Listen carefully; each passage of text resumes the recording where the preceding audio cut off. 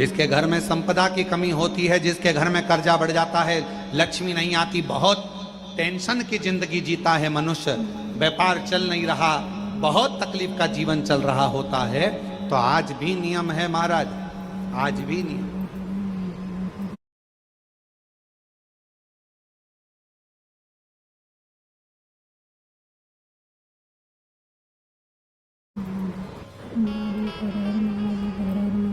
कि सोमवार, शुक्रवार, ये 2 बार ऐसे हैं, इन 2 बार को यदि कटोरी में थोड़ा सा शहद रखकर, मधु रखकर यदि लक्ष्मी जी का स्मरण किया जाए और माता लक्ष्मी जी का स्मरण कर कर एक लाल पुष्प उस कटोरी के सम्मुख में माता लक्ष्मी का नाम लेकर रखा जाए और बाद में वही शहद, वही मधु और वही पुष्प सोमवार का दिन और शुक्रवार के दिन लक्ष्मी का पूजन कर कर, स्मरण कर कर, दूसरे दिन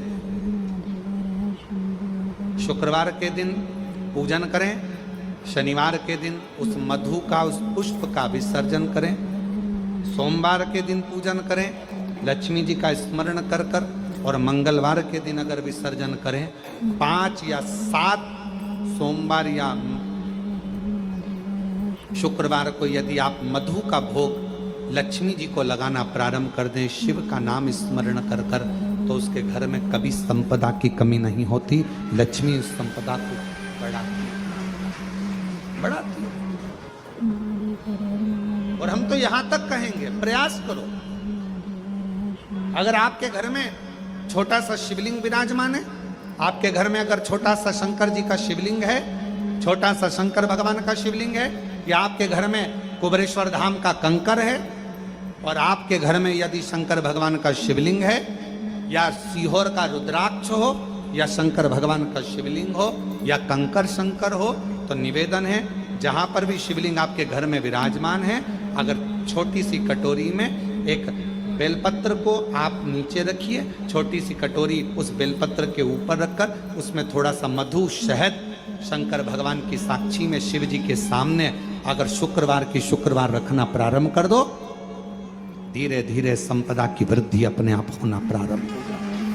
शुक्रवार के दिन बेलपत्री के वृक्ष के नीचे बैठकर घृत का दिया लगाकर शरीर में जो रोग है उसका स्मरण कर कर, शंकर जी से विनय कर कर, हे भोलेनाथ, आपने शुक्र देवता को संजीवनी मंत्र दिया है, तो क्या आप मेरे को वो मंत्र प्रदान नहीं करोगे?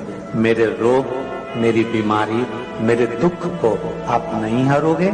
शिव से कहो, ये शरीर आपने दिया है और भजन करने के लिए दिया है, स्मरण करने के लिए दिया है, कीर्तन करने के लिए। यह स्कंद पुराण कहती है महाराज कि भगवान नारायण स्वयं इस जड़ के नीचे अपना विश्राम करते हैं महाराज, इस जड़ के नीचे।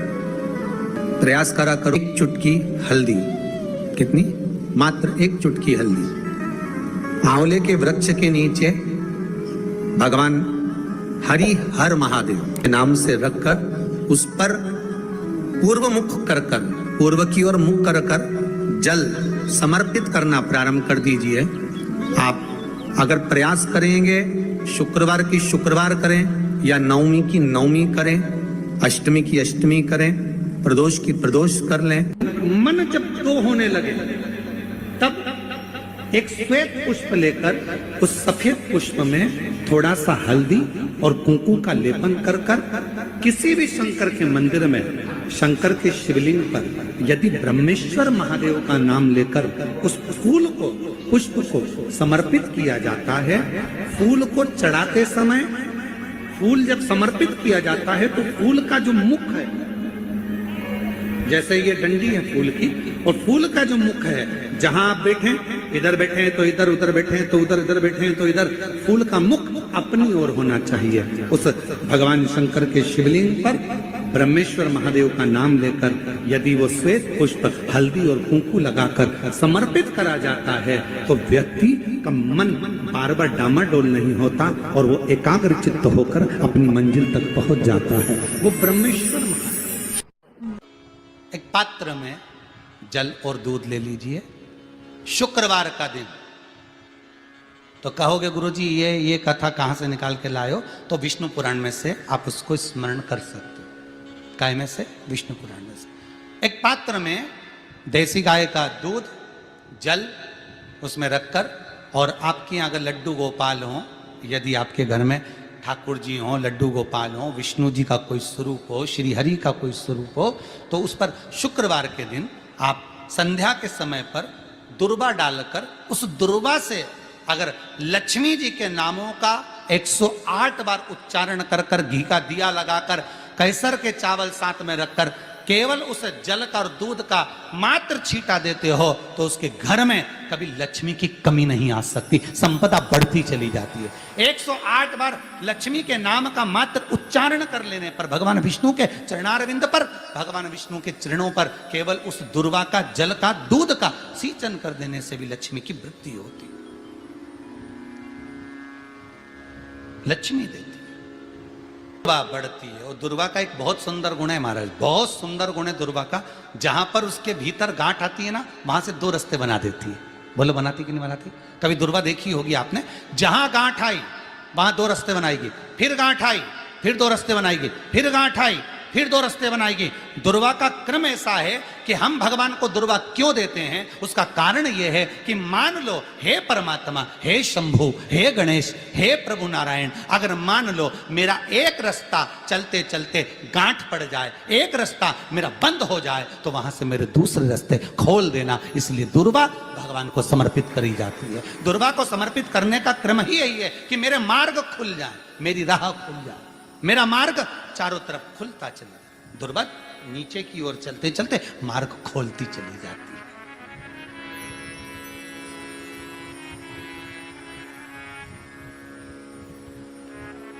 अमृत है ये, इसलिए नष्ट नहीं होती।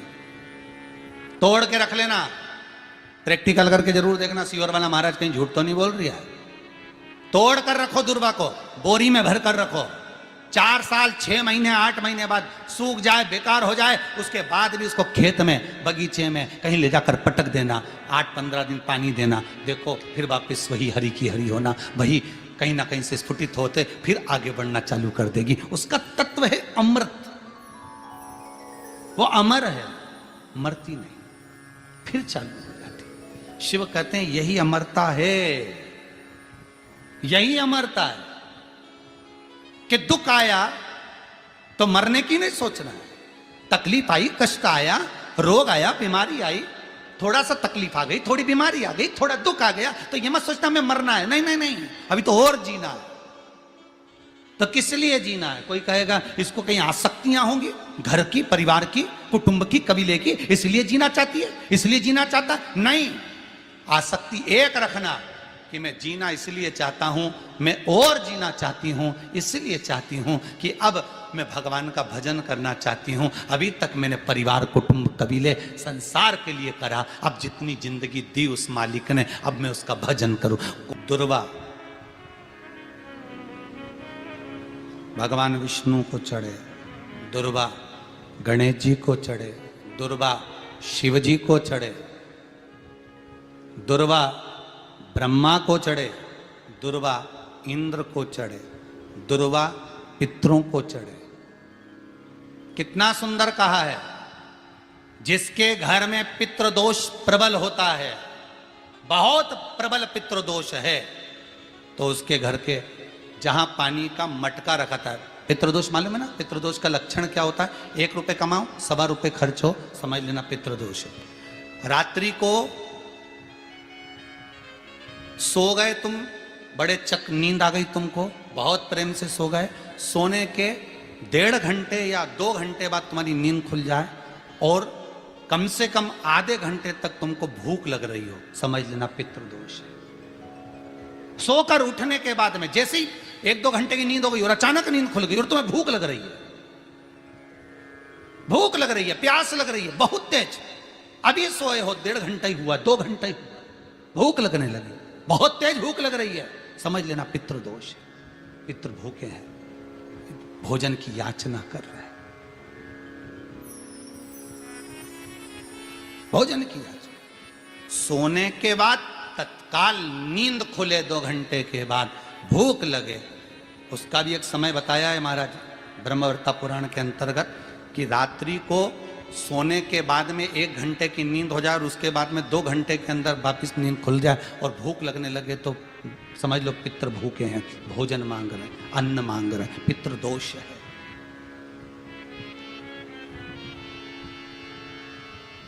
पितृदोष का कुछ कुछ वर्णन किया गया है। घर में एक पात्र के चक्कर में, एक बेडशीट के चक्कर में, एक सामान के चक्कर में विवाद हो रहा है तो समझ लो पितृदोष है। 1 रुपया कमाया, 1.25 खर्च हो रहा है, पितृदोष है।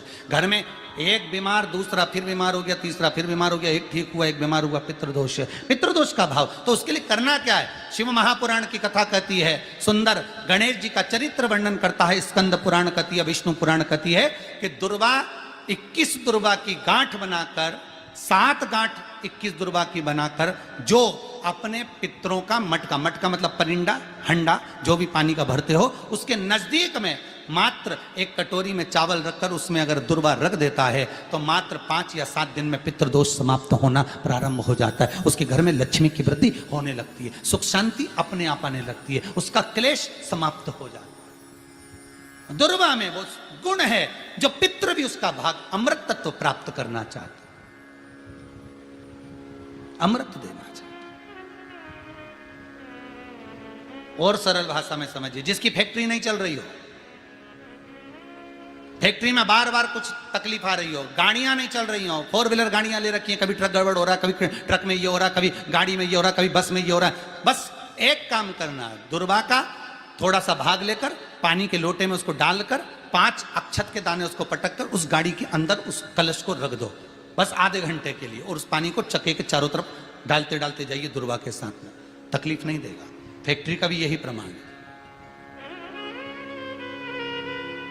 दुर्वा में वो अमृत तत्व छुपा है जिसका सुख आनंद दे जाता है, आनंद। शिव पुराण कह रही है महाराज, दुर्वा का एक नाम और है, उसका नाम है अमृत जन्मा। क्या नाम है? अमृत जन्मा। दुर्वा का एक नाम और है। मारवाड़ी लोग इसको ध्रुवी बोलते हैं, ध्रुव बोलते हैं। दुर्वा का भोग सुख।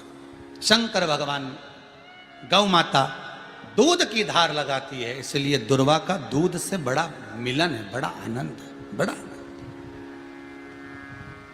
बड़ा सुख है।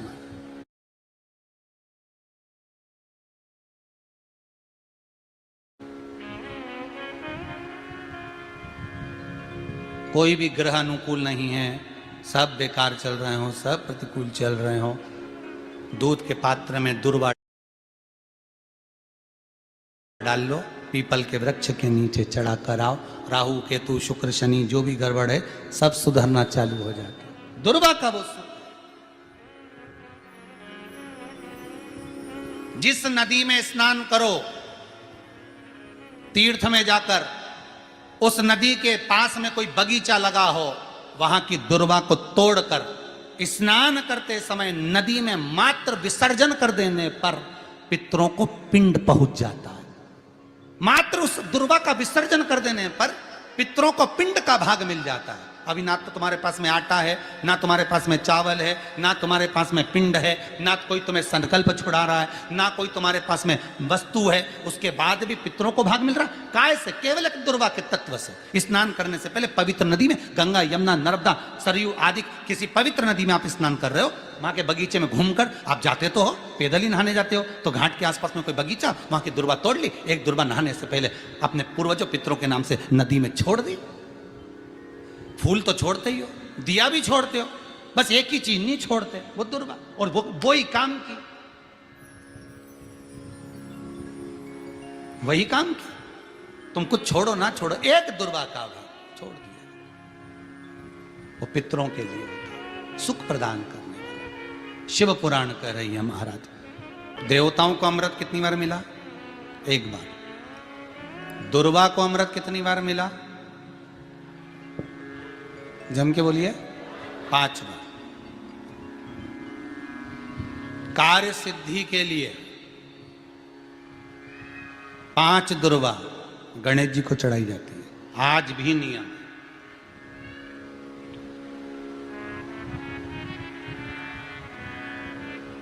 कभी आपको मौका मिला हो और आपने रावण संहिता पढ़ी हो। कौन सी संहिता? रावण संहिता। क्योंकि रावण शिव का उपासक था, भजन करने वाला था। शिव तांडव स्तोत्र आज भी लोग रावण का एक आनंद में पढ़ते। तो शिव का उपासक है रावण, शंकर का उपासक। विद्वान भी था, ज्ञानवान भी था। वो तो देवता के हाथ से मरना था उसको, इसलिए उसने मांगा ही यही था। जो मांगा वो मिला। तो रावण संहिता अगर किसी ने पढ़ी हो तो उसको मालूम होगा, रावण संहिता में 4 तरह के तिलक का महत्व बताया। कितने तिलक? 4। उन 4 तिलक में सर्वश्रेष्ठ तिलक रावण बताता है। एक तिलक सर्वश्रेष्ठ है, वो है दुर्वा। जो दुर्वा होती है, उस दुर्वा को जलाकर उसकी भस्म तैयार कर कर उसमें गाय का श्वेत गाय, कौन सी गाय? सफेद। उस गाय के शरीर पर कोई दाग ना, उसके शरीर पर पूर्ण तरह से श्वेत हो, ना लाल उसमें कोई धब्बा हो, ना काला धब्बा हो, ना कोई कलर हो, बस केवल श्वेत।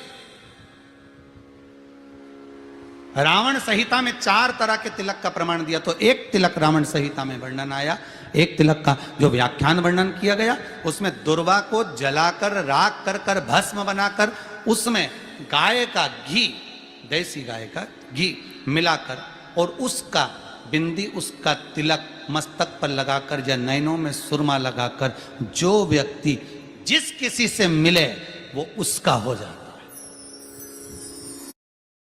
उस दुर्वा में इतना प्रबलता आ जाती है, अमृत तत्व जुड़ा हुआ है दुर्वा के। रावण संहिता में 4 तिलक बताएं, उसमें से सबसे 4 तिलक में अलग अलग एक बेलपत्री की जड़ का तिलक है, एक आंकड़े की जड़ का तिलक है। रावण संहिता में 4 तिलकों का वर्णन है, उसमें मुख्य है सबसे ज्यादा।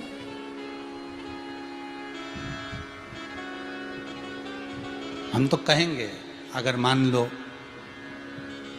वैसे तो नौकरी करने जाओ, सर्विस करने जाओ तो आंख में काजल लगा कर जा नहीं सकते, नहीं तो लोग ही कह देंगे कहाँ से आया है। मालूम पड़े तुम नौकरी के लिए इंटरव्यू देने जाओ और आंखों में काजल लगा के चले जाओ, तो फिर भी एक प्रयास करना, फिर भी एक प्रयास करना। उस दुर्वा का जो काजल बनाओ, मूछे हो, दाढ़ी हो, कहीं कहीं पर भी उसकी एक बिंदी लगा कर चले जाओ, वो असर करेगी और आपको वो जॉब मिल ही जाएगा, ये पक्का है। उसमें आकर्षण होता है। दुर्वा आकर्षण का केंद्र करती है। आपको कभी आपके नयनों में दर्द हो रहा हो, जलन हो रही हो, तो आप दुर्वा, हरी भरी दुर्वा हो, वहां थोड़ी देर चलने का प्रयास करिएगा, आपके नेत्रों का विकार समाप्त हो जाएगा। दुर्वा में वो एक सुख है, वो अमृत छपा हुआ, और एक बार का अमृत नहीं, 5 बार का अमृत दुर्वा के अंदर।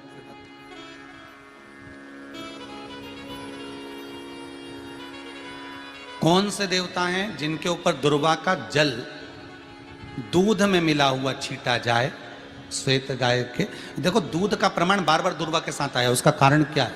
क्या कारण हो सकता है उसका? उसका एक कारण है, समुद्र मंथन के समय पर सबसे पहले कुछ निकला था, तो समुद्र मंथन में सबसे पहले निकली थी गौ माता निकली थी। क्या निकली थी? गाय। सबसे पहले निकली थी गाय। और कितनी गाय निकली थी? 5। पहली नंदा, दूसरी सुभद्रा, तीसरी सुरभि, चौथी सुशीला, 5वीं बहुला। ये 5 गाय समुद्र मंथन में निकली। अब समुद्र मंथन में जब गौ माता निकली तो सारे 33 कोटि देवता मंथन में जो लगे हुए थे, उन मंथन को करते करते देवता थक चुके थे, सारे देवता थक चुके थे। बहुला सुरभि और सुशीला से बोली, सुभद्रा से बोली, नंदा से बोली, अपना काम है, एक काम करो, अपन आप रूप दूध की धार बहाना प्रारंभ करो, अपने आप दूध की धार हम मृत्युलोक में हम भेजें इन देवताओं के लिए, तो देवताओं को अमृत तत्व मिलेगा, आनंद होगा। और गौ माता ने ऊपर खड़े होकर जो दूध बहाना प्रारंभ करा, वो देवताओं के मुख में आधा तो गया और आधा दूध समुद्र पर जब गिरा, और जो मंथन चल रहा था उस मंथन के चलते, कभी दूध का दही का मंथन करना तो क्या निकल कर आएगा, मक्खन आ जाएगा। वो मक्खन तेड़ता हुआ समुद्र की लहर से दुर्वा पर जा पड़ा। इसलिए आज भी दुर्वा के साथ में गौ माता के दूध का बड़ा प्रमाण है, वो भी देसी गाय, जर्सी नहीं, विदेशी नहीं, देसी गाय। और देसी गाय का दूध का बड़ा बड़ा प्रमाण है साहब। हम कई बार कथाओं में कहते हैं, जैसा खाया अन्न, बोलते जाओ, वैसा हो गया मन, जैसा पिया पानी वैसी हो गई वाणी, और जैसा पिया दूध वैसी बन गई बुद्ध। बुद्धि कैसे बनी है? दूध से बनी। डब्बे का दूध पियोगे तो डब्बे हो जाओगे, थैली का दूध पियोगे तो थैली, बोतल का दूध पियोगे तो बोतल। तो दूध का बड़ा असर।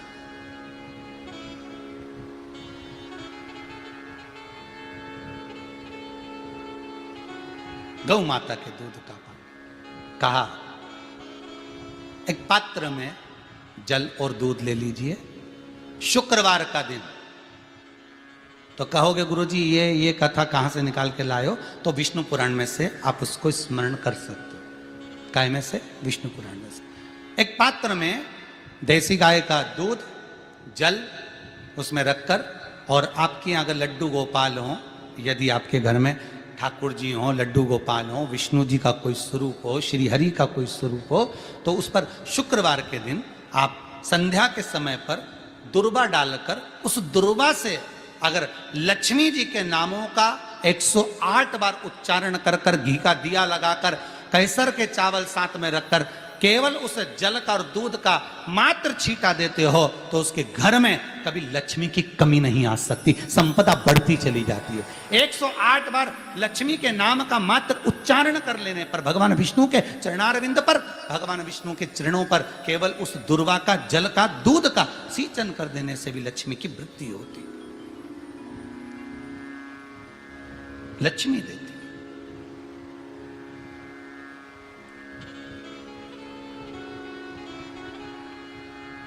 दुर्वा बढ़ती है, और दुर्वा का एक बहुत सुंदर गुण है महाराज, बहुत सुंदर गुण है दुर्वा का। जहां पर उसके भीतर गांठ आती है ना, वहां से 2 रास्ते बना देती है। बोलो बनाती कि नहीं बनाती? कभी दुर्वा देखी होगी आपने, जहां गांठ आई वहां 2 रास्ते बनाएगी, फिर गांठ आई फिर 2 रास्ते बनाएगी, फिर गांठ आई फिर 2 रास्ते बनाएगी। दुर्वा का क्रम ऐसा है कि हम भगवान को दुर्वा क्यों देते हैं, उसका कारण यह है कि मान लो, हे परमात्मा, हे शंभु, हे गणेश, हे प्रभु नारायण, अगर मान लो मेरा एक रास्ता चलते चलते गांठ पड़ जाए, एक रास्ता मेरा बंद हो जाए, तो वहां से मेरे दूसरे रास्ते खोल देना। इसलिए दुर्वा भगवान को समर्पित करी जाती है। दुर्वा को समर्पित करने का क्रम ही यही है कि मेरे मार्ग खुल जाए, मेरी राह खुल जाए, मेरा मार्ग चारों तरफ खुलता चले। दुर्वा नीचे की ओर चलते चलते मार्ग खोलती चली जाती है।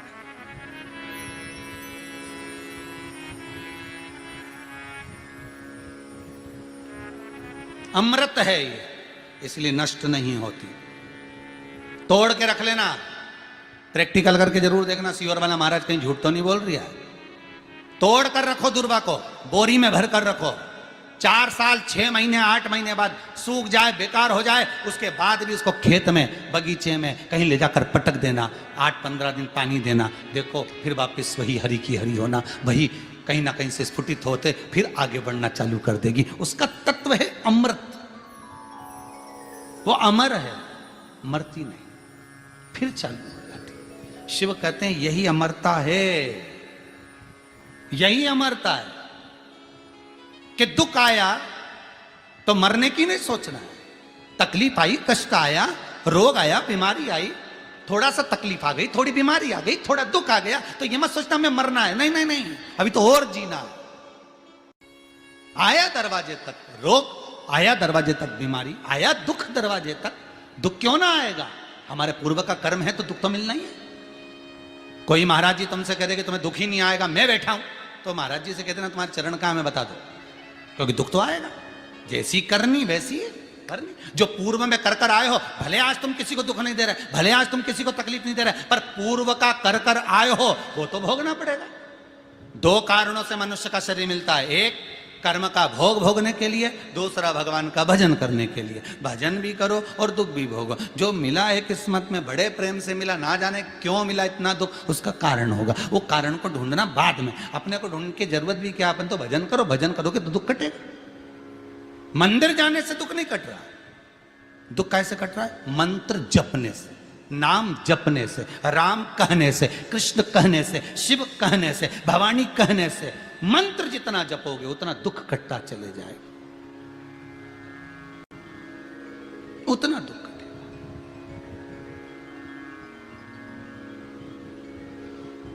भोला सब दुख काटो म्हारा, ओ भोला सब दुख काटो हमारा।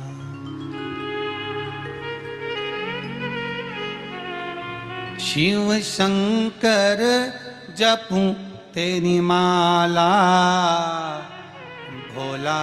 जैसे व्यक्ति का कोई काम नहीं हो रहा हो, बहुत दिन से लगे, बहुत समय से लगे, ये काम हो ही नहीं रहा, तो शंकर जी का नाम को उल्टा कर कर जपना चालू कर दो।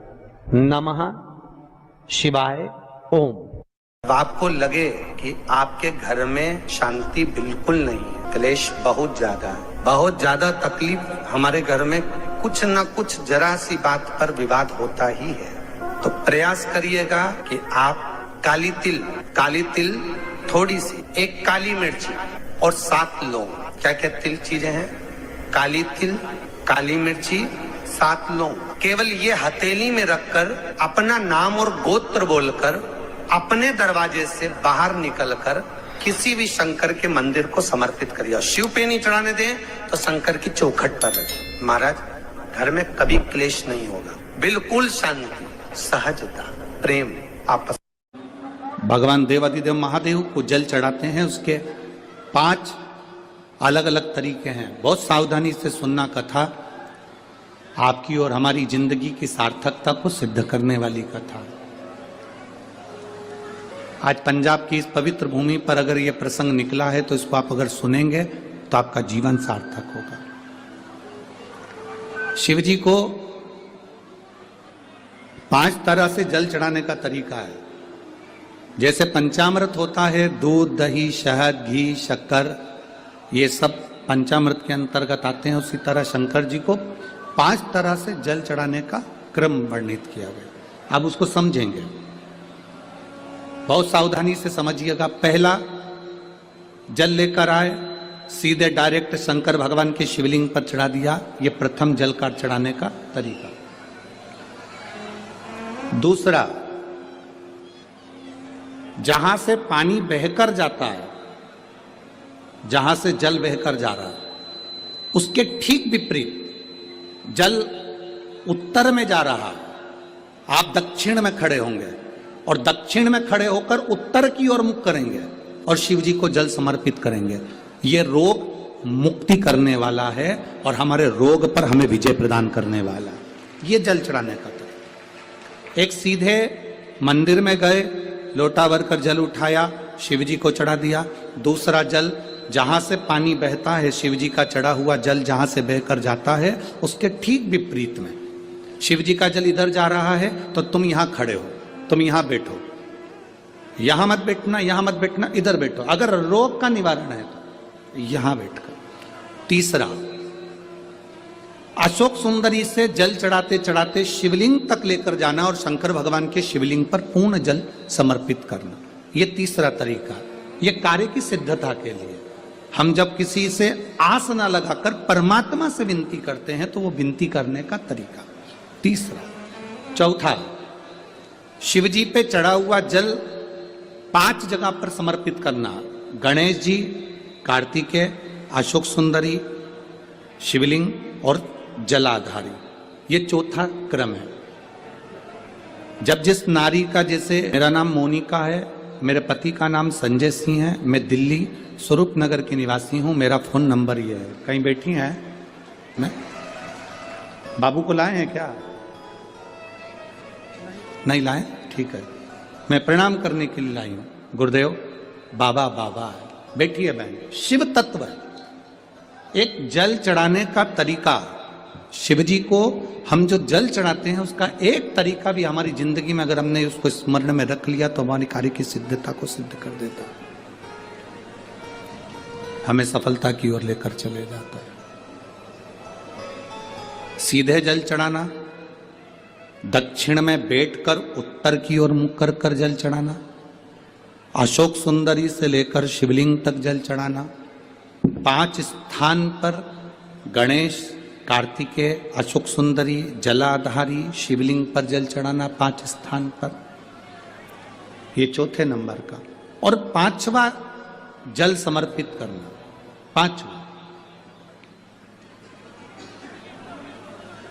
5वें नंबर का।